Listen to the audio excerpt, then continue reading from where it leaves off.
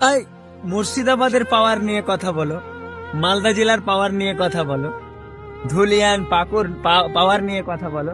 একটা জিনিস দেখাচ্ছি, দাঁড়াও। পাওয়ারের কথা বলছো না, এই যে আমার এখানে দেখতে পাচ্ছ না, এখানে তোমাদের চাইতে পাওয়ারফুল মানুষ শুয়ে আছে, কারণ তারা এই পৃথিবীতে নাই। আর তোমরা সোশ্যাল মিডিয়াতে যেইভাবে ভণ্ডামি করছো, যা বলার কথা নেই। কারণ আরে ভাই, তোমাদের ওকাত কি আছে বলো তো? যেই হাত পা দিয়ে চলছো সেটা তোমার না, আল্লাহ তাআলা তোমাদেরকে দিয়েছে। তোমাদের কোনো ওকাত নাই, কোনো মানুষকে কিছু বলতে পারো না।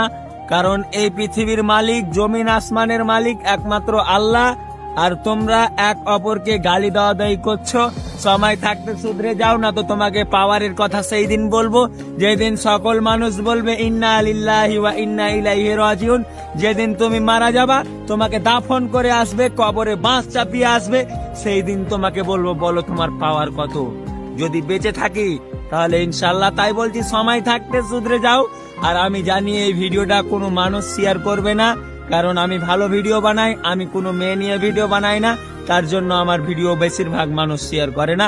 তবুও আমি বলতে চাই যে ভাই আর আমাকে ভালোবাসেন, ইনশাল্লাহ সাপোর্ট দিয়ে যাবেন, আপনাদেরকে কিছু শিক্ষা দিব।